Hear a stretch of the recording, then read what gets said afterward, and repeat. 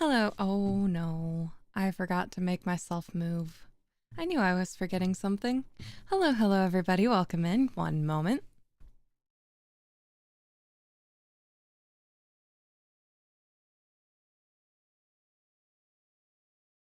Yay, I live. Hello. Hi. Welcome in, Bubba and Frankie and Bryant. How are you all? The return of the E word, you can just feel it. I'm not going to get my hopes up, but this one apparently does have a lot of dialogue in it. So perhaps. And it also starts out with a language that I know. So it's not going to be like my butchered French. It will be butchered accent of a language that I partially know. It's great. All right. Happy Sunday. Yes, happy Sunday to you as well. I did laundry and cooked today, and you can't even see my arms. Oh, maybe I need to hold up. I need to adjust this just a little. Look up. I'm just lifting my elbows up. Nothing creepy at all. Definitely not dislocating my elbows. There we go. Yeah. Just a little this way. Yeah. There we go. I'm armed. Okay, but I look like, hold up. I look like an eldritch abomination if you actually could see all of me. I'm not saying these arms are fake, but anyway. I'm not saying I'm part spider now, or insect, I suppose. But yeah, today was a good day. I did laundry, I got some cooking done, did F1 cuisine today. It was Hungary, so we had a fried bread with toppings. It was delicious, and now I'm here. A little bit tired. Literally a mosquito bit my ass. And I think people know from me talking about it that I'm partially, like, moderately allergic to mosquitoes. So I have my antihistamine, but there's still some fatigue underlying. So we'll see how far I get today. So I should probably start. They might have false alarms. Perhaps. Gray, welcome in. You caught me right before I started. Hello. Wait.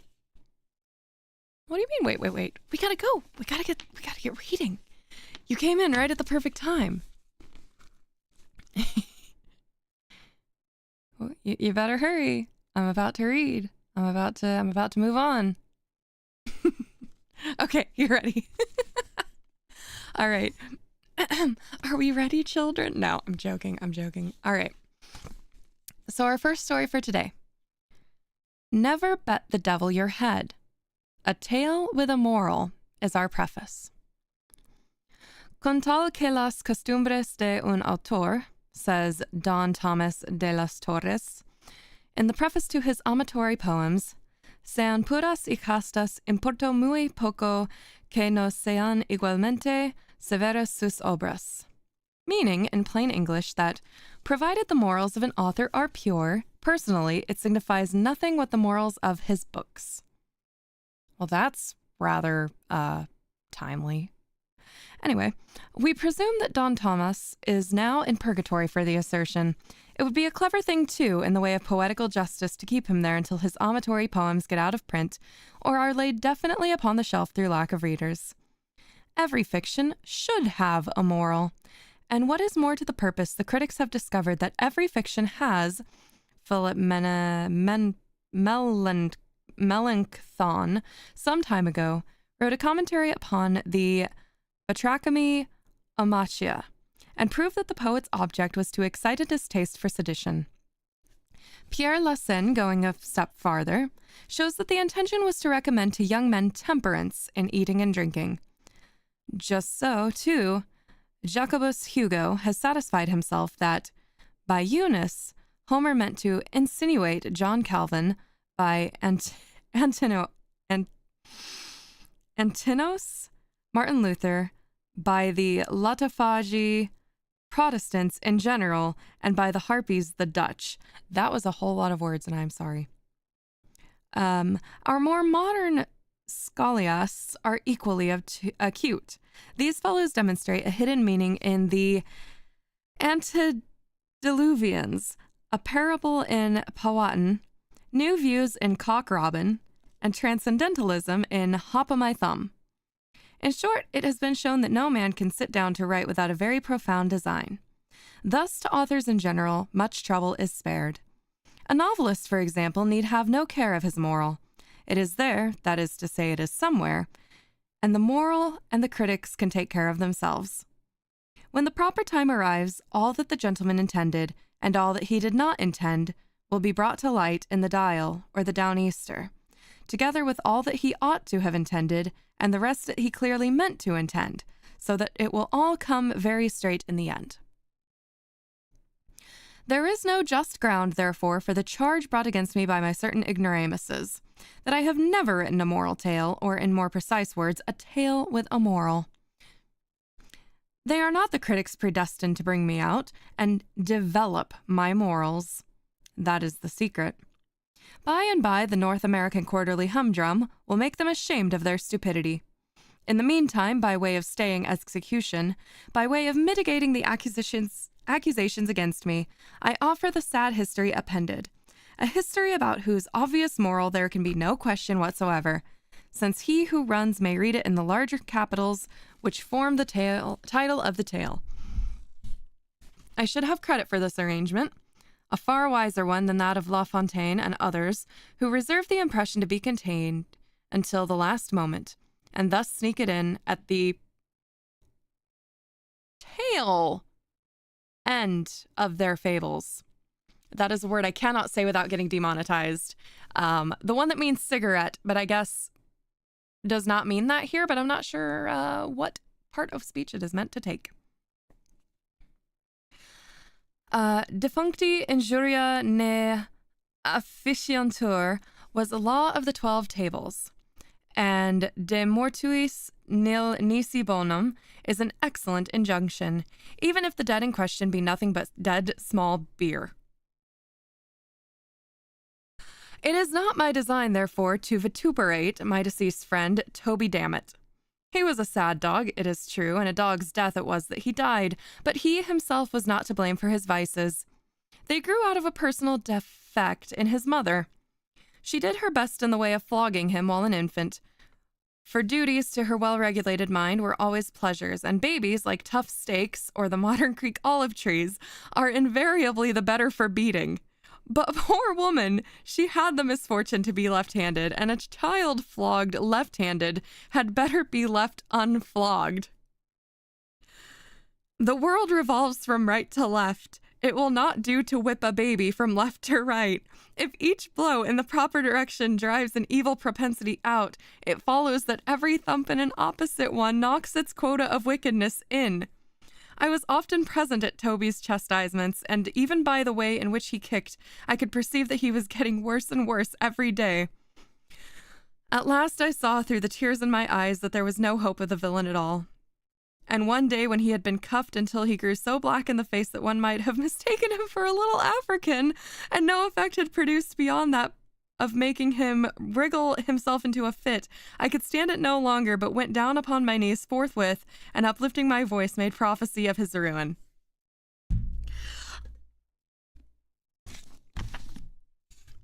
Give me one moment.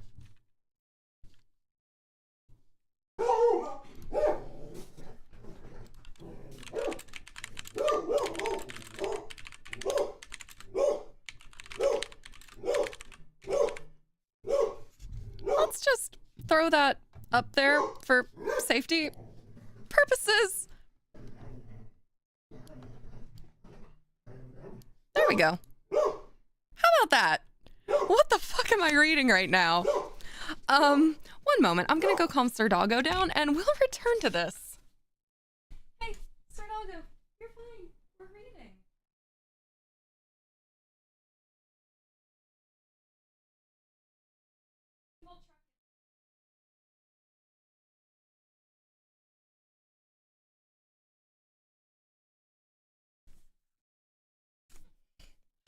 Fourth grade. It was a different time back then, that is for certain. I do not support beating your child as a child who was beaten, and I don't necessarily agree with referring to people's skin tones as other races. Let's not think that I do. It is simply Edgar Allan Poe. It's going, Reeb. I'm not entirely sure what I'm reading, but we're going to keep reading it, and if it gets too awful, I might just keep reading it. I don't know. It is just a story. I'll defer to my note up there that I'm simply reading a story and this is none of my own views. The fact is that his precocity and vice was awful. At 5 months of age, he used to get into such passions that he was unable to articulate. At 6 months, I caught him gnawing a pack of cards. At 7 months, he was in the consistent habit of catching and kissing the female babies. At 8 months, he peremptorily refused to put his signature on the temperance pledge. Thus, he went on increasing in iniquity month after month until at the close of the first year, he not only insisted upon wearing mustaches, but had contracted a propensity for cursing and swearing, and for backing his assertions by bets. Through this latter, most ungentlemanly practice, the ruin which I had predicted to Toby Dammit overtook him at last. The fashion had grown with his growth and strengthened with his strength, so that when he came to be a man, he could scarcely utter a sentence without interlarding it with a proposition to gamble. Not that he actually laid wagers, no. I will do my friend the justice to say that he would soon have laid eggs. With him, the thing was a mere formula, nothing more. His expressions on this head had no meaning attached to them whatsoever. They were simple, if not altogether innocent expletives, imaginative phrases wherewith to round off a sentence. When he said, "I'll bet you so-and-so," nobody ever thought of taking him up. But still, I could not help thinking it my duty to put him down. The habit was an immoral one, and so I told him. It was a vulgar one. This I begged him to believe. It was discountenanced by society. Here I said nothing but the truth. It was forbidden by act of Congress. Here I had not the slightest intention of telling a lie. I remonstrated, but to no purpose. I demonstrated in vain. I entreated, he smiled. I implored, he laughed. I preached, he sneered. I threatened, he swore. I kicked him, he called for the police. I pulled his nose, he blew it, and offered to bet the devil his head that I would not venture to try that experiment again.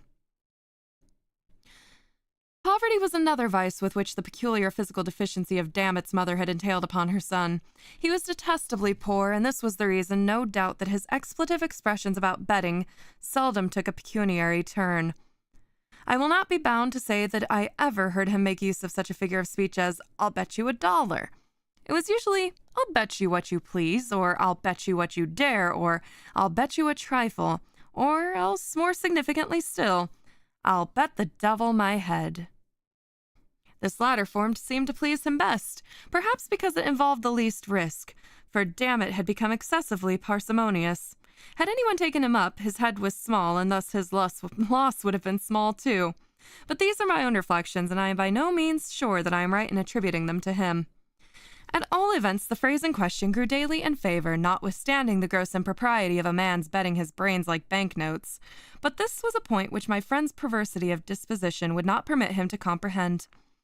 In the end, he abandoned all other forms of wager and gave himself up to, "I'll bet the devil my head," with a pertinacity and exclusiveness of devotion that displeased not less than it surprised me. I am always displeased by circumstances for which I cannot account. Mysteries force a man to think and so injure his health. The truth is, there was something in the air with which Mr. Dammit was wont to give utterance to his offensive expression, something in his manner of enunciation, which at first interested and afterwards made me very uneasy, something which, for want of a more definite term at present, I must be permitted to call queer. But Mr. Coleridge would have called mystical, Mr. Kent pantheistical,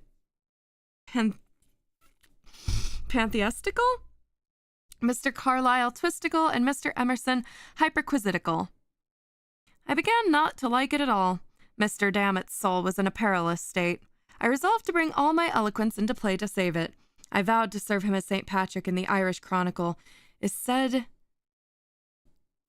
to have served the toad, that is to say, awaken him to a sense of his situation. I addressed myself to the task forthwith. Once more, I betook myself to remonstrate. Again, I collected my energies for a final attempt at expostulation.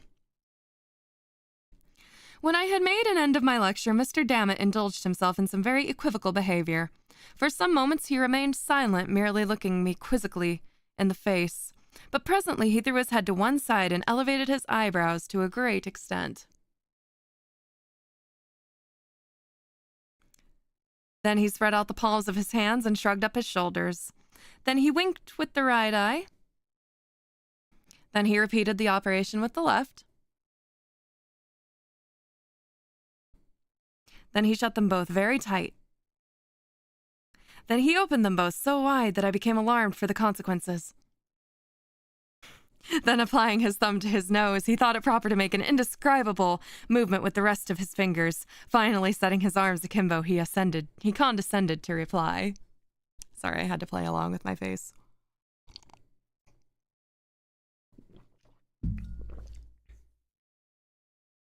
I can call to mind only the heads of his discourse. He would be obliged to me if I would hold my tongue. He wished none of my advice. He despised all my insinuations. He was old enough to take care of himself. Did I still think him a baby, damn it? Did I mean to say anything against his character? Did I intend to insult him? Was I a fool? Was my maternal parent aware, in a word, of my absence from the domiciliary residence? He would put this latter question to me as a man of veracity, and he would bind himself to abide by my reply. Once more, he would demand explicitly if my mother knew that I was out. My confusion, he said, betrayed me, and he would be willing to bet the devil his head that he did not. Mr. Dammit did not pause for my rejoinder. Turning upon his heel, he left my presence with undignified precipitation. It was well for him that he did so. My feelings had been wounded. Even my anger had been aroused. For once I would have taken him up on his insulting wager. I would have won for the archenemy Mr. Dammit's little head. For the fact is, my mamma was very well aware of my merely temporary absence from home. But Koda Shefa Medihid. Heaven gives relief, as the Mussulmans say when you tread upon their toes. It was in pursuance of my duty that I had been insulted, and I bore the insult like a man. It now seemed to me, however, that I had done all that could be required of me in the case of this miserable individual, and I resolved to trouble him no more with my counsel, but to leave him to his conscience and himself. But although I forbade to intrude with my advice, I could not bring myself to give up his society altogether. I even went so far as to humor some of his less reprehensible propensities, and there were times when I found myself lauding his wicked jokes, as epicures do mustard, with tears in my eyes. So profoundly did it grieve me to hear his evil talk. One fine day, having strolled out together arm in arm, our route led us to the direction of a river. There was a bridge, and we resolved to cross it. It was roofed over by way of protection from the weather, and the archway, having but few windows, was thus very uncomfortably dark. As we entered the passage, the contrast between the external glare and the interior gloom struck heavily upon my spirits. Not so upon those of the unhappy Dammit, who offered to bet the devil his head that I was hipped. He seemed to be in an unusual good humor. He was excessively lively, so much so that I entertained, I know not of what uneasy suspicion. It is not impossible that he was affected with the transcendentals. I am not well enough versed, however, in the diagnosis of this disease to speak with decision upon the point, and unhappily there were none of my friends of the dial present. I suggest the idea, nevertheless, because of a certain species of austere Mary-Andrewism, which seemed to beset my poor friend and caused him to make quite a tomfool of himself. Nothing would serve him but wriggling and skipping about under and over everything that came in his path, now shouting out and now lisping out all manner of odd little and big words, yet preserving the gravest face in the world all the time. I really could not make up my mind whether to kick or to pity him. At length, having passed nearly across the bridge, we approached the termination of the footway when our progress was impeded by a turnstile of some height. Through this I made my way quietly, pushing it around as usual. But this turn would not serve the turn of Mr. Dammit. He insisted upon leaping the stile and said he would cut a pigeon wing over it in the air. Now this, conscientiously speaking, I did not think he could do. The best pigeon winger over all kinds of style was my friend Mr. Carlyle, and as I knew he could not do it, I would not believe that it could be done by Toby Dammit. I therefore told him in so many words that he was a braggadocio, and could not do what he said. For this I had reason to be sorry afterward, for he straightway offered to bet the devil his head that he could. I was about to reply, notwithstanding my previous resolutions, with some remonstrance against his impiety, when I heard close at my elbow a slight cough, which sounded very much like the ejaculation. Ahem. I started and looked about me in surprise. My glance at length fell into a nook of the framework of the bridge, and upon the figure of a little lame old gentleman of venerable aspect. Nothing could be more reverend than his whole appearance, for not only had he on a full suit of black, but his shirt was perfectly clean and the collar turned very neatly over a white cravat, while his hair was parted in front like a girl's. His hands were clasped pensively together over his stomach, and his 2 eyes were carefully rolled up into the top of his head. I guess Frankie wins the bet. We did indeed get the E word today. Welcome in, Nori. Hi, Conway. Upon observing him more closely, I perceived that he wore a black silk apron over his small clothes. And this was a thing which I thought very odd. Before I had time to make any remark, however, upon so singular a circumstances, he interrupted me with a second ahem. To this observation, I was not immediately prepared to reply. The fact is, remarks of this laconic nature are nearly unanswerable. I should have known a quarterly review nonplussed by the word fudge. I am not ashamed to say, therefore, that I turned to Mr. Dammit for assistance. Damn it, said I. What are you about? Don't you hear the gentleman says ahem? I looked sternly at my friend while I thus addressed him, for to say the truth, I felt particularly puzzled. And when a man is particularly puzzled, he must knit his brows and look savage, or else he is pretty sure to look like a fool. Damn it, observed I, although this sounded very much like an oath, than which nothing was farther from my thoughts. Damn it, I suggested, the gentleman says ahem. I do not attempt to defend my remark on the score of profundity. I did not think it profound myself, but I have noticed the effects of our speeches is not always proportionate with their importance in our own eyes, and if I had shot Mr. D through and through with the Pacian bomb, or knocked him in the head with the poet and poetry of America, he could hardly have been more discomfited than when I addressed him with those simple words. Damn it, what are you about? Don't you hear the gentleman says ahem? You don't say so, gasped he at length, after turning more colors than a pirate runs up, one after the other when chased by a man of war. Are you quite sure he said that? Well, at all events, I am in for it now, as I may well put on a bold face upon the matter. Here goes, then. Ahem. At this, the little old gentleman seemed pleased. God only knows why. He left his station at the nook of the bridge, limped forward with a gracious air, took Dammit by the hand, and shook it cordially, looking all the while straight up in his face, with an air of the most unadulterated benignity, which it is possible for the mind of man to imagine. I am quite sure you will win it, Dammit, he said with the frankness of all smiles, but we are obliged to have a trial, you know, for the sake of mere form. Ahem, replied my friend, taking off his coat with a deep sigh, tying a pocket handkerchief around his waist and producing an unaccountable alteration of his countenance by twisting up his eyes and bringing down the corners of his mouth. Ahem, and ahem, he said again, after a pause, and not another word more than ahem did I ever know him to say after that. Aha, thought I, without expressing myself aloud. This is quite a remarkable silence on the part of Toby Dammit, and is no doubt a consequence of his verbosity upon a previous occasion. One extreme induces another. I wonder if he's forgotten the many unanswerable questions which he propounded to me so fluently on the day when I gave him my last lecture. At all events, he is cured of the transcendentals. Ahem, here replied Toby, just as if he had been reading my thoughts and looked altogether like a very old sheep in a reverie. The old gentleman now took him by the arm and led him more into the shade of the bridge, a few paces back from the turnstile. My good fellow, said he, I make it a point of conscience to allow you this much run. Wait here till I take my place by the stile, so that I may see whether you go over it handsomely and transcendentally, and don't omit any flourishes of the pigeon wing. A mere form, you know. I will say 1, 2, 3, and away. Mind you, start at the word away.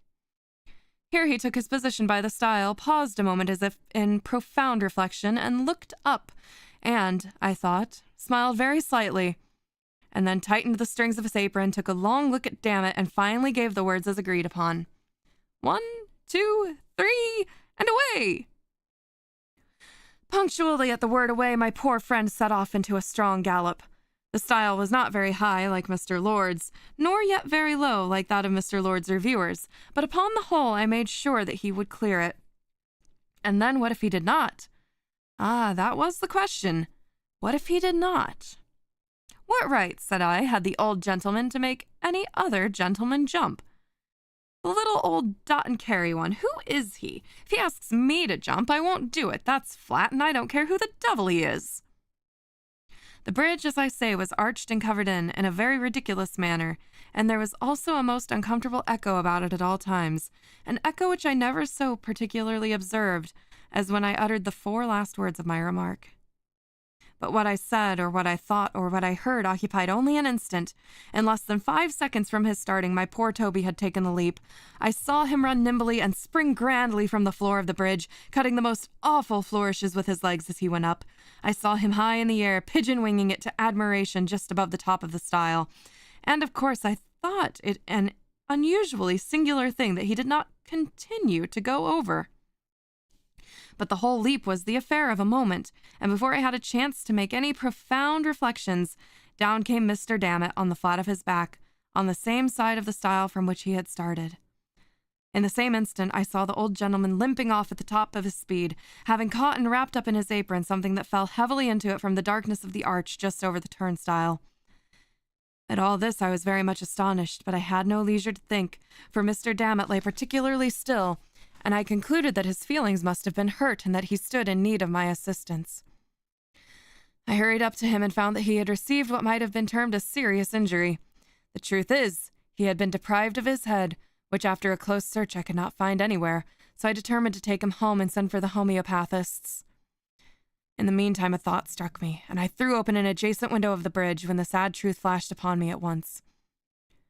About 5 feet just above the top of the turnstile and crossing the arch of the footpath as so as to constitute a brace, there extended a flat iron bar, laying with its breadth horizontally and forming one of a series that served to strengthen the structure throughout its extent. With the edge of this brace it appeared evident that the neck of my unfortunate friend had come precisely in contact. He did not long survive his terrible loss. The homeopathists did not give him little enough physics, and what they did give him he hesitated to take, so in the end he grew worse, and at length died, a lesson to all riotous livers. I bedewed his grave with my tears, worked a bar sinister on his family escutcheon, and for the general expenses of his funeral spent in my very moderate bill to the Transcendentalists. The scoundrels refused to pay it, so I had Mr. Dammit dug up for once, and sold him for dog's meat. What did I just read? Welcome in, Poe-line. Bubba, they didn't teach this story in school. There are 1,000+ pages of Poe that they did not teach in school. So that does not surprise me that Mr. Dammit made it out.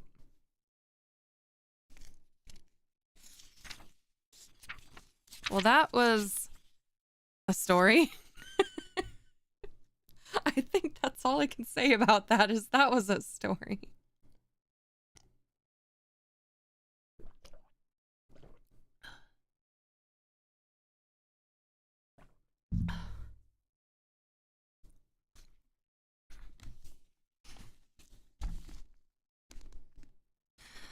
All right, next story.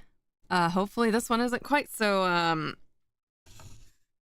whatever that one was. Eleonora. So our preface is sub conservatione forme specificae salva anima by Raymond Lilly. Questionable works, yeah. All right, off we go. I am come of a race noted for vigor of fancy and ardor of passion. Men have called me mad, but the question is not yet settled whether madness is or is not the loftiest intelligence, whether much that is glorious, whether all that is profound, does not spring from disease of thought, from moods of mind exalted at the expense of the general intellect. They who dream by day are cognizant of many things which escape those who dream only by night. In their grey visions they obtain glimpses of eternity and thrill, in awakening to find that they have been upon the verge of the great secret. In snatches they learn something of the wisdom which is of good, and more of the mere knowledge which is of evil. They penetrate, however, rudderless and compassless into the vast ocean of the light ineffable, and again, like the adventurers of the Nubian geographer, agressis mare tenebrarum quid in eo esset exploratore. We will say, then, that I am mad. I grant, at least, there are two distinct conditions of my mental existence: the condition of a lucid reason, not to be disputed, and belonging to the memory of events forming the first epoch of my life, and a condition of shadow and doubt, appertaining to the present, and to the recollection of which constitutes the second great era of my being. Therefore, what I shall tell of the earlier period, believe, and to what I may relate of the latter time, give only such credit as may seem due, or doubt it altogether, or doubt it if ye cannot. Then play unto its riddle the Oedipus.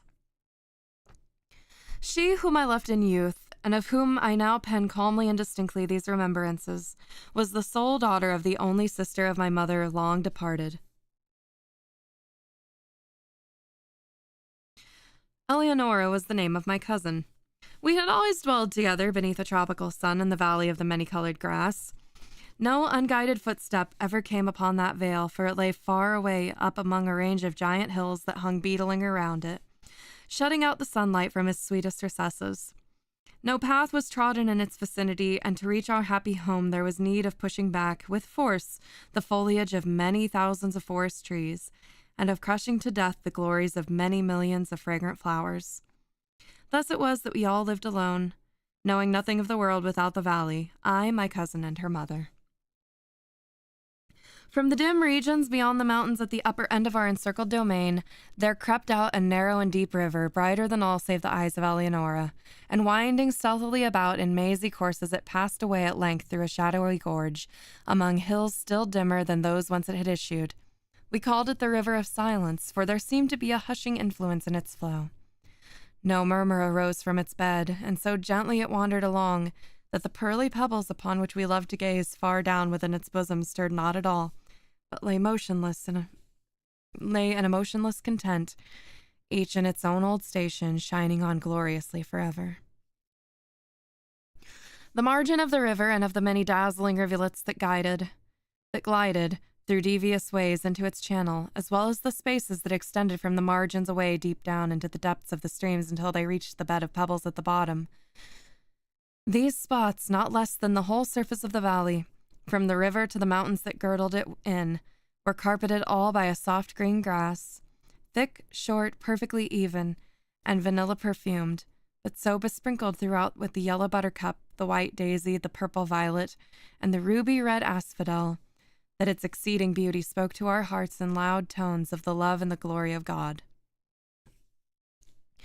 And here and there in groves about this grass, like wilderness of dreams, sprang up fantastic trees, whose tall, slender stems stood not upright but slanted gracefully towards the light that peered at noonday into the center of the valley.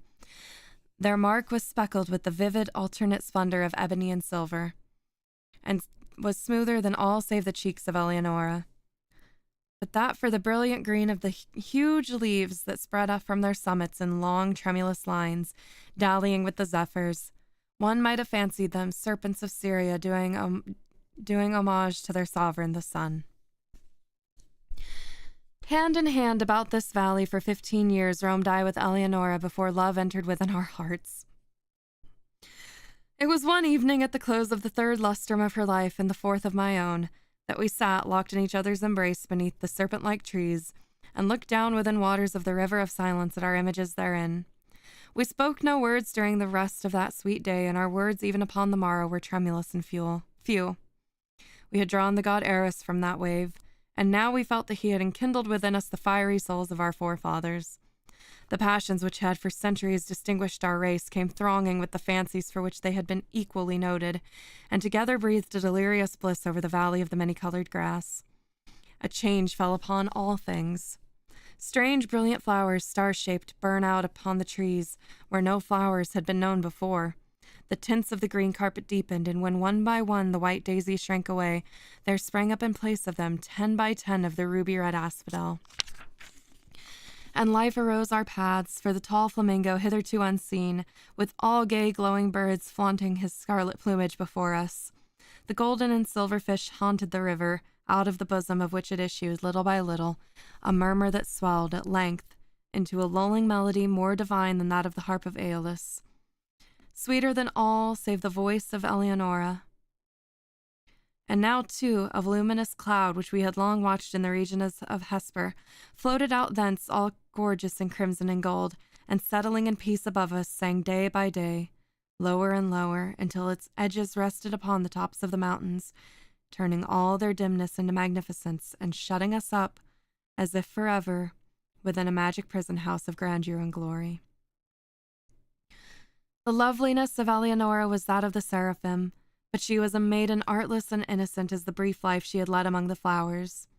No guile disguised the fervor of love which animated her heart, and she examined me with its inmost recesses as we walked together in the valley of the many-colored grass, and discoursed of the mighty changes which had lately taken place therein. At length, having spoken one day in tears of the last sad change which must befall humanity, she thenceforward dwelt only upon this one sorrowful theme, interweaving it into all our converse, as in the songs of the bard of Shiraz. The same images are found occurring again and again in every impressive variation of phrase. She had seen that the finger of death was upon her bosom, that like the ephemeron she had been made perfect in loveliness only to die, but the terrors of the grave to her lay solely in a consideration which she revealed to me one evening at twilight by the banks of the river of silence. She grieved to think that having entombed her in the valley of the many-colored grass, I would quit forever its happy recesses, transferring the love which now was so passionately her own to some maiden of the outer and everyday world. And then and there I threw myself hurriedly at the feet of Eleonora, and offered up a vow to herself and to heaven that I would never bind myself in marriage to any daughter of earth, that I would in no manner prove recreant to her dear memory, or to the memory of her devout affection with which she had blessed me. And I called the mighty ruler of the universe to witness the pious solemnity of my vow, and the curse which I invoked of him and of her, a saint in Helusion, should I prove traitorous to that promise, involved a penalty the exceeding great horror of which will not permit me to make record of it here. And the bright eyes of Eleonora grew brighter at my words, and she sighed as if a deadly burden had been taken from her breast, and she trembled and very bitterly wept, but she made acceptance of the vow, for what was she but a child? And it made easy to her the bed of her death. And she said to me not many days afterwards, tranquilly dying, that because of what I had done for the comfort of her spirit, she would watch over me in that spirit when departed, and, if it were so permitted her, would return to me visibly in the watches of the night. But if this thing were indeed beyond the power of the souls in paradise, that she would at least give me frequent indications of her presence, sighing upon me in the evening winds, or filling the air which I breathed with perfume from the censers of the angels. And with these words upon her lips, she yielded up her innocent life, putting an end to the first epoch of my own. Thus far I have faithfully said, but as I pass the barrier in time's path formed by the death of my beloved and proceed with the second era of my existence, I feel that a shadow gathers over my brain, and I mistrust the perfect sanity of the record. But let me on. Years dragged themselves along heavily, and still I dwelled within the valley of the many-colored grass, but a second change had become upon all things. The star-shaped flowers shrank into the stems of the trees and appeared no more. The tints of the green carpet faded, and one by one the ruby-red asphodels withered away, and there sprang up in place of them 10 by 10 dark eye-like violets that writhed uneasily and were ever encumbered with dew. And life departed from our paths, for the tall flamingo flaunted no longer his scarlet plumage before us, but flew sadly from the vale into the hills, with all the gay glowing birds that had arrived in his company. And the golden and silver fish swam down through the gorge at the lower end of our domain and bedecked the sweet river never again. And the lulling melody that had been softer than the wind harp of Aeolus, and more divine than all save the voice of Eleonora, it died little by little away in murmurs growing lower and lower, until the stream returned at length utterly into the solemnity of its original silence. And then, lastly, the voluminous cloud uprose, and abandoning the tops of the mountains to the dimness of old, fell back into the regions of Hesper and took away in all its manifold, golden, and gorgeous glories from the valley of the many-colored grass.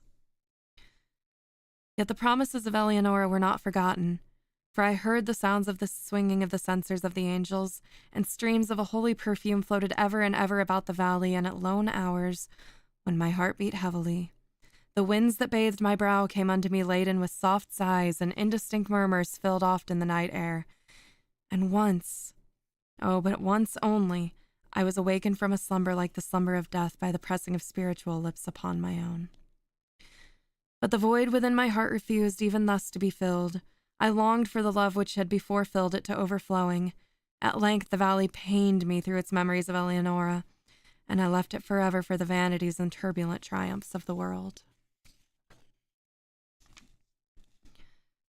I found myself within a strange city where all things might have served to block from recollection the sweet dreams I had dreamed so long in the valley of the many-colored grass.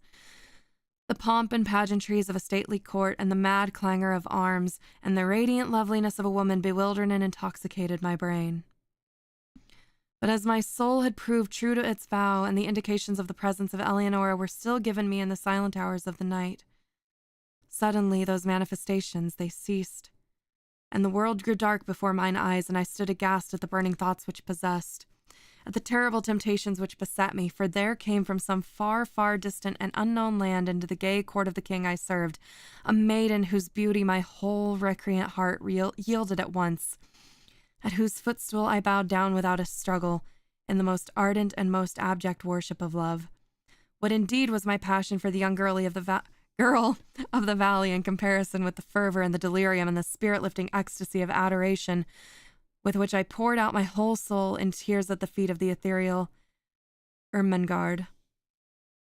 Oh, bright was the seraph Ermengarde, and in that knowledge I had room for no other. Oh, divine was the angel Ermengarde, and as I looked down into the depths of her memorial eyes, I thought only of them and of her. I wedded, nor dreaded the curse I had invoked, and its bitterness was not visited upon me. And once, but once again, in the silence of the night, there came through my lattice the soft sighs which had forsaken me, and they molded themselves into the familiar and sweet voice, saying, "Sleep in peace, for the spirit of love reigneth and ruleth, and in taking to thy passionate heart her who is Ermengarde, thou art absolved for reasons which shall be known to thee in heaven, of thy vows unto Eleonora." Is this the second one where we've had someone marry the ghost of his, his love in another body? I feel like that's the second story we've had where that's happened. But also, it's really hard to see it as romantic when you know that she was 15 and his cousin. Kind of takes away a little bit of the romance of it. Just a little. And by a little, I mean a lot.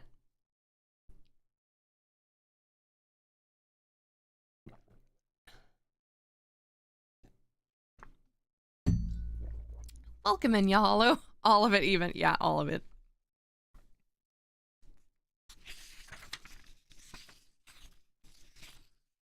All right. This might be our last one. Or we might do two more. I'll see how I feel. Oh. Intriguing. So we'll try to get through one or two more. I'm pretty beat. Thanks, Mosquito. But we don't have a preface to this one this time. This one is 3 Sundays in a week. We already finished the book. No, that was just a short story. We are 428 pages in out of, I believe, 1,020? Yes, we are 428 pages in out of 1,020 pages. We've got a ways to go.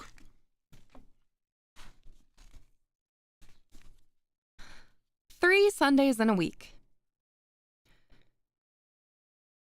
Goodness. You hard-hearted, dunder-headed, obstinate, rusty, crusty, musty, fusty old savage, said I in fancy one afternoon to my grand uncle Rumgudgeon, shaking my fist at him in imagination. Only in imagination. The fact is, some trivial discrepancy did exist just then between what I said and what I had not the courage to say, between what I did and what I had half a mind to do. The old porpoise, as I opened the drawing room door, was sitting with his feet upon the mantelpiece and a bumper of port in his paw, making strenuous efforts to accomplish the ditty, Remplis ton vere vide, vide ton vere plain. My dear uncle, said I, closing the door gently and approaching him with the blandest of smiles, you are always so very kind and considerate, and I have evinced your benevolence in so very many ways that I feel I have only to suggest this little point to you once more to make sure of your full acquiescence. Said he. Good boy, go on. I am sure, my dearest uncle, you confounded old rascal, that you have no design, really, seriously, to oppose my union with Kate. This is merely a joke of yours, I know. How very pleasant you are at times. Ha ha ha, said he. Curse you, yes. To be sure, of course. I knew you were jesting. Now, uncle, all that Kate and myself wish at present is that you would oblige us with your advice as regards the time. You know, uncle, in short, when will it be most convenient for yourself that the wedding shall come off, you know? Come off, you scoundrel. What do you mean by that? Better wait till it goes on. Oh, that's good. Oh, that's capital. Such a wit. But all we want just now, you know, uncle, is that you would indicate the time precisely. Ah, precisely? Yes, uncle, that is, if you would be quite agreeable to yourself. Wouldn't it answer, Bobby, if I were to leave it at random? Sometime within a year or so, for example. Must I say precisely? If you please, uncle. Precisely. Well then, Bobby, my boy, you're a fine fellow, aren't you? Since you will have the exact time, I'll oblige you for once. Dear uncle.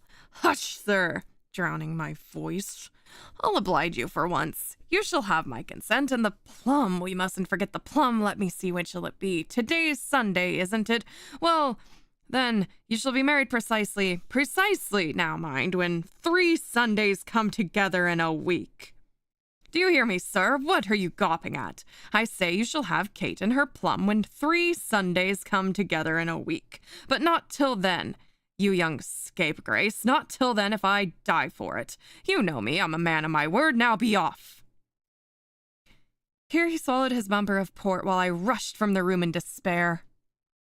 A very fine old English gentleman was my grand-uncle Rumgudgeon, but unlike him of the song, he had his weak points. He was a little pursy, pompous, passionate, semicircular somebody with a red nose, a thick skull, a long purse, and a strong sense of his own consequence. With the best heart in the world, he contrived, through a predominant whim of contradiction, to earn for himself, among those who only knew him superficially, the character of a curmudgeon. Like many excellent people, he seemed possessed with a spirit of tantalization, which might easily, at a casual glance, have been mistaken for malevolence. To every request, a positive no was his immediate answer. But in the end, in the long, long end, there were exceedingly few requests which he refused. Against all attacks upon his purse, he made the most sturdy defense, but the amount extorted from him at last was generally in direct ratio to the length of the siege and the stubbornness of the resistance. In charity, no one gave more liberally, or with a worse grace. For the fine arts, and especially for the belles lettres, he entertained a profound contempt. With this, he had been inspired by Casimir Pierre, whose pert little query, "À quoi un poet est-il bon?" he was in the habit of quoting with a very droll pronunciation as the ne plus ultra of logical wit. Thus my own inkling for the Muses had excited his entire displeasure. He assured me one day when I asked him for a new copy of Horace that the translation of Poetan nascitur non fit was a nasty poet for nothing fit, a remark which I took in high dudgeon. His repugnance to the humanities had also increased much of late by an accidental bias in favor of what he was supposed to be natural science. Somebody had accosted him in the street, mistaking him for no less a personage than Dr. Double LD, the lecturer upon quack physics. This set him off at a tangent, and just at the epoch of this story, for a story it is getting to be after all, my grand-uncle Rumgudgeon was accessible and pacific only upon points which happened to chime in with the caprioles of the hobby he was riding.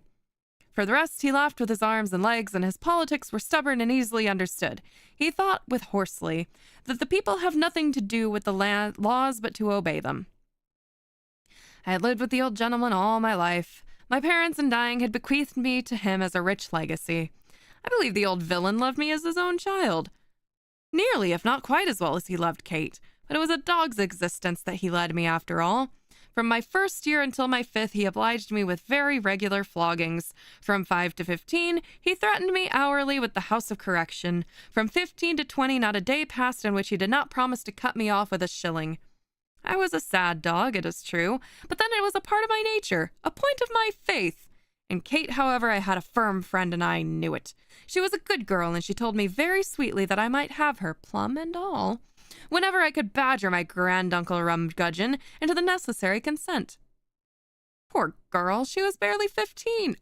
And without his consent, her little amount in the funds was not commatable until 5 immeasurable summer had dragged their slow length along. What then to do? At 15 or even 21, for I had now passed my 5th Olympiad, 5 years in prospect are very much the same as 500. In vain we besieged the old gentleman with importunities. Here was a pièce de résistance, as messengers Ude and Karim would say, which suited his perverse fantasy to a T. It would have stiffed the indignation of Job himself to see how much like an old mouser he behaved to us 2 poor wretched little mice. In his heart he wished for nothing more ardently than our union. He had made up his mind to this all along. In fact, he would have given £10,000 from his own pocket, Kate's plum was her own, if he could have invented anything like an excuse for complying with our very natural wishes. But then we had been so imprudent as to broach the subject ourselves. Not to oppose it under such circumstances, I sincerely believe, was not in his power. I have said already that he had his weak points, but in speaking of these, I must not be understood as referring to his obstinacy, which was one of his strong points. Assurément, c'est n'était pas sa faiblesse. When I mention his weakness, I have allusion to a bizarre old womanish superstition which beset him. He was great in dreams, portents, et id genus omne of rigmarole.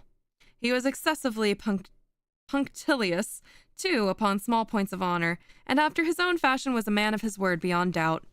This was, in fact, one of his hobbies. The spirit of his vows he made no scruple of setting at naught, but the letter was a bond inviolable. Now it was this latter peculiarity in his disposition of which Kate's ingenuity enabled us, one fine day not long after our interview in the dining-room, to take a very unexpected advantage, and having thus, in the fashion of all modern bards and orators, exhausted in prolegomena,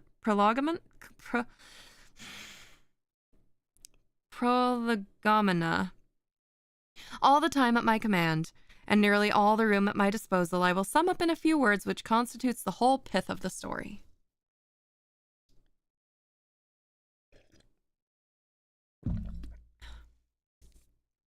It happened then, so the fates ordered it, that among the naval acquaintances of my betrothed were 2 gentlemen who had just set foot upon the shores of England after a year's absence, each in foreign travel.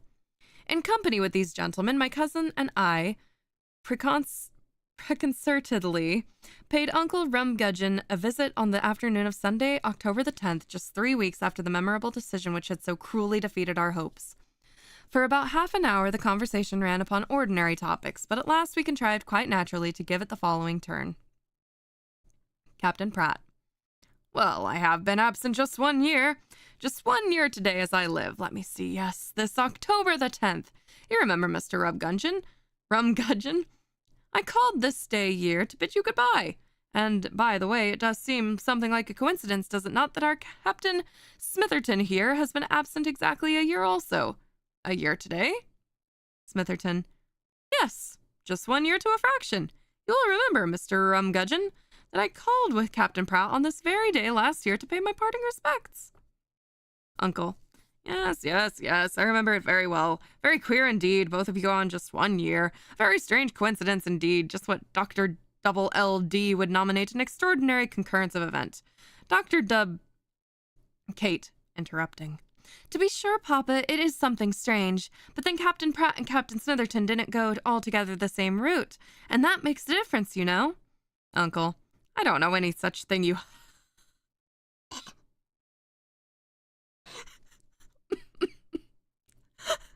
Sorry. I don't know any such thing, you hussy. How should I? I think it only makes the matter more remarkable. Dr. Double LD, Kate. Why, Papa, Captain Pratt went round Cape Horn and Captain Smitherton doubled the Cape of Good Hope. Uncle, precisely. The one went east and the one went west, you jade, and they have both gone quite round the world. By the by, Dr. Double LD, myself hurriedly.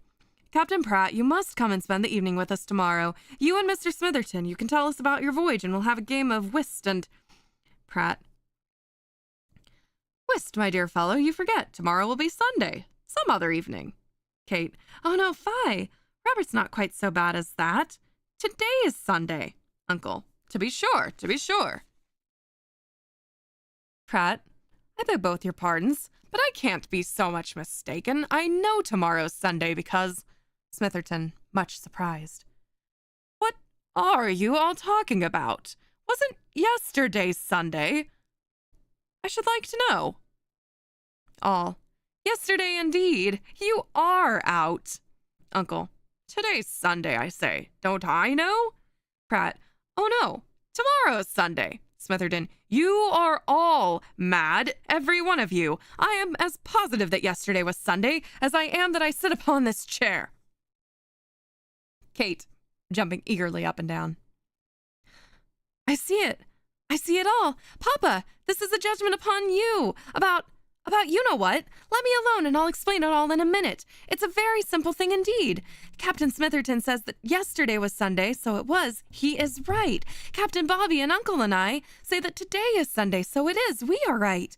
Captain Pratt maintains that tomorrow will be Sunday, so it will. He too is right. The fact is we are all right, and thus 3 Sundays have come together in a week. Smitherton, after a pause. By the by, Pratt, Kate has us completely. What fools we two are! Mr. Rumgudgeon, the matter stands thus. The earth, you know, is 24,000 miles in circumference. Now this globe of the earth turns upon its own axis, revolves, spins around, these 24,000 miles of extent going from east to west in precisely 24 hours. Do you understand, Mr. Rumgudgeon? Uncle, to be sure, Dr. Smitherton, drowning his voice. Well, sir, that is the rate of 1,000 miles per hour. Now suppose I sail from this position 1,000 miles east. Of course I anticipate the rising of the sun here at London just by 1 hour. I see the sun rise 1 hour before you do.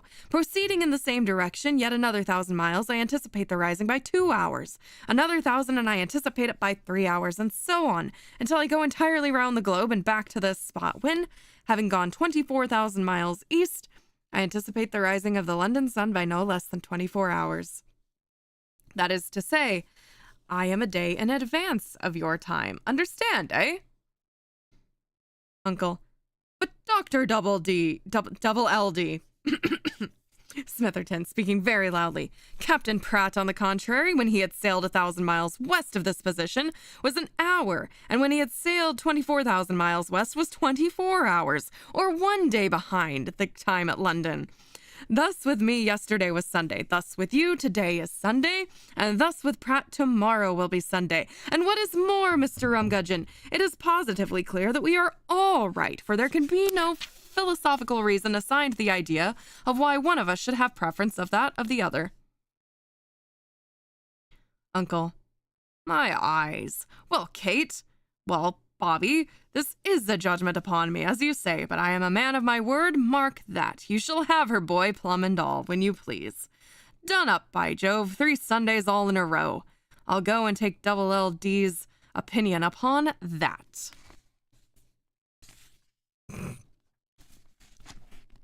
A little slip of the tongue there earlier, whoops. Ah, thank you, Inoshi. Thank you for swooping in and giving me a like. I appreciate it. We will go through one more, because the Mask of the Red Death is a bit longer than I would like to hit. And we could do the Mask of the Red Death and the Pit and the Pendulum in the same day when we return. And then after that, I butcher some German. But we're not there yet. We are at the oval portrait that does not have a preface. I feel very prefaceless today. This is a shortish one, so we should be able to get through it in no time at all. Maybe this will be the tame one. One where he doesn't speak of marrying a minor? Or one where someone doesn't get beheaded? We've had quite the interesting stories today.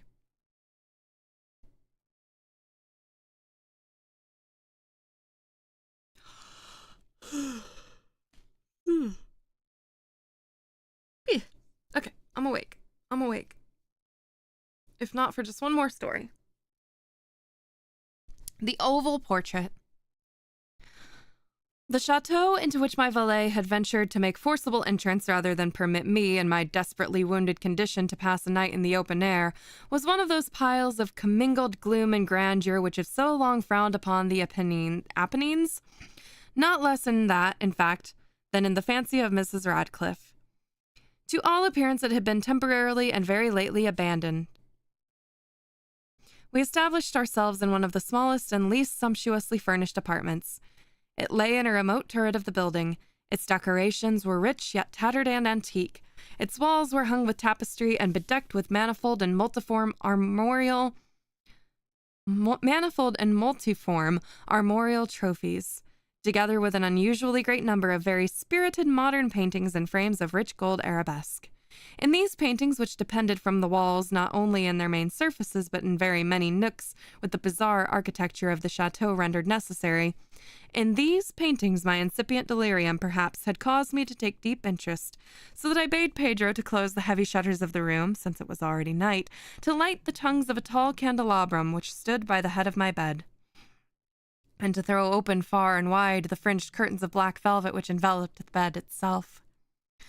I wished all this done that I might resign myself, if not to sleep, at least alternately to the contemplation of these pictures and the perusal of a small volume which had been found upon the pillow, and which purported to criticize and describe them. Long, long had I read, and devoutly, devotedly I gazed. Rapidly and gloriously the hours flew by, and the deep midnight came. The position of the candelabrum displeased me, and reaching out my hand with difficulty rather than disturb my slumbering valet, I placed it so as to throw its rays more forcefully upon the book. But the action produced an effect altogether unanticipated. The rays of the numerous candles, for there were many, now fell within a niche of the room which had hitherto been thrown into deep shade by one of the bedposts. It was the portrait of a young girl just ripening into womanhood. I glanced at the painting hurriedly and then closed my eyes. Why I did this was not at first apparent even to my own perception, but while my lids remained thus shut, I ran over in my mind my reason for so shutting them. It was an impulsive movement to gain time for thought, to make sure my vision had not deceived me, to calm and subdue my fancy for a more sober and more certain gaze. In a very few moments I looked again fixedly at the painting. That I now saw aright I could not and would not doubt, for the first flashing of the candles upon that canvas had seemed to dissipate the dreamy stupor which was stealing over my senses, and to startle me at once into waking life. The portrait, I have already said, was that of a young girl. It was a mere head and shoulders, done in what is technically termed a vignette manner, much in the style of the favorite heads of Sully. The arms, the bosom, and even the ends of their radiant hair melted imperceptibly into the vague and deep shadow which formed the background of the whole. The frame was oval, richly gilded and filigreed and moresque. As a thing of art, nothing could be more admirable than the painting itself, but it could have been neither the execution of the work nor the immortal beauty of the countenance which had so suddenly and so vehemently moved me. Least of all could it have been that my fancy, shaken from its half-slumber, had mistaken the head for that of a living person. I saw at once that the peculiarities of the design, of the vignetting, and of the frame must have instantly dispelled such idea, must have prevented even its momentary entertainment. Thinking earnestly upon these points, I remained for an hour perhaps, half sitting, half reclining, with my vision riveted upon the portrait. The camera likes to close my eyes when I'm looking down. I promise I'm not reading with my eyes completely closed.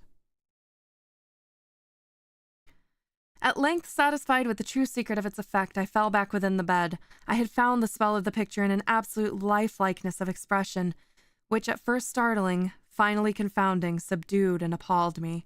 With deep and reverent awe, I replaced the candelabrum in its former position. The cause of my deep agitation being thus shut from view, I sought eagerly the volume which discussed the paintings and their histories.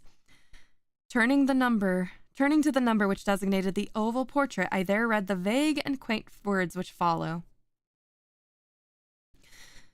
She was a maiden of rarest beauty, and not more lovely than full of glee, and evil was the hour when she saw and loved and wedded the painter.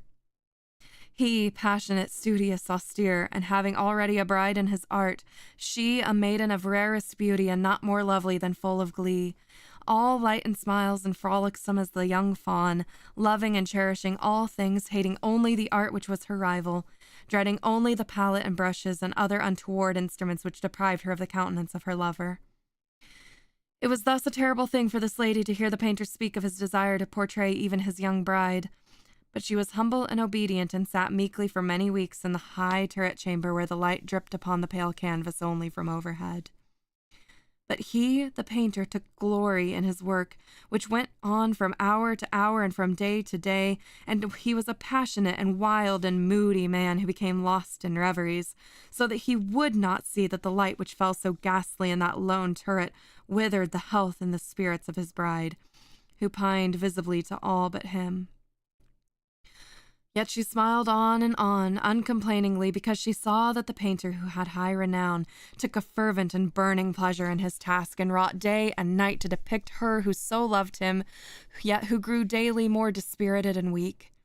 And in sooth, some who beheld the portrait spoke of its resemblance in low words, as of a mighty marvel, and a proof not less of the power of the painter than his deep love for whom he depicted so surpassingly well.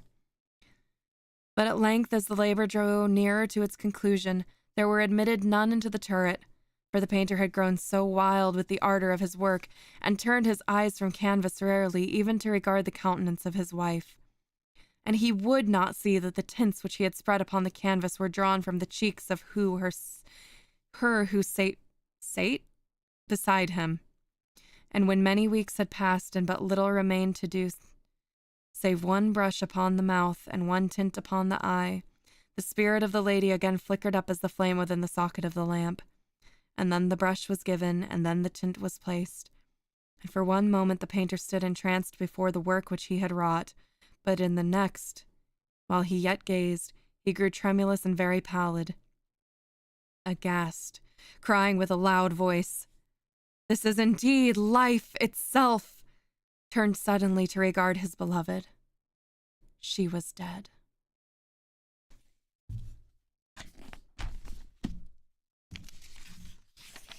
You were correct. It was the oval portrait. The oval portrait.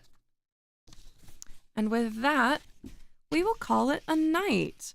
We will return to the Mask of the Red Death and Pit and the Pendulum next Sunday, possibly. You're on fire today. Please, no, you can't be on fire. I like having you around. Please don't burn yourself from my chat. Sunday might have stuff going on. What was I thinking Sunday might be? Sunday might be another F1 race. Yes. I will have to keep in mind what exactly this week entails. I mentioned yesterday during Dark Souls, Tuesday and Thursday, I will not be streaming. Saturday, I will definitely find time to stream. Friday is more than likely a stream. Sunday, I will do my best to return to Edgar Allan Poe. We're getting a bit weird with our timing. Yeah, I've already been going for an hour. I can only read for so long, unfortunately, before my voice starts to give out or I get very sleepy. And then I'm just yawning through the stories, and that doesn't go well. I will do my best either tomorrow or Wednesday to do... Wait, what is Wednesday? Wednesday is archery and rehearsal. Okay. I will do my best either Monday or Wednesday to do some sort of short stream, probably clearing out more of my Final Fantasy inventory while we just chat. What is Thursday again? Oh yeah, Thursday is a concert. Thursday, I usually try to come in after Brewery Day, but Thursday is just an absolute no-go. So I will keep everybody up to date on what we do. It's just, I've got about 2 or 3 more weeks, and then we will be free to do Mondays through Wednesdays uninhibited again. And I'm looking forward to it. Same as I'm looking forward to beating Dark Souls. So with that, I will bid you adieu. Next week, when I end streams, I will do my best to raid into people, and because I've been doing really poorly at that recently because I've been leaving off so tiredly. But yeah, I hope you all have a wonderful night. I am gonna relax and then, I'm gonna relax and then head to bed after I do some relaxation. All right, goodbye everybody. Have a wonderful night. Bye.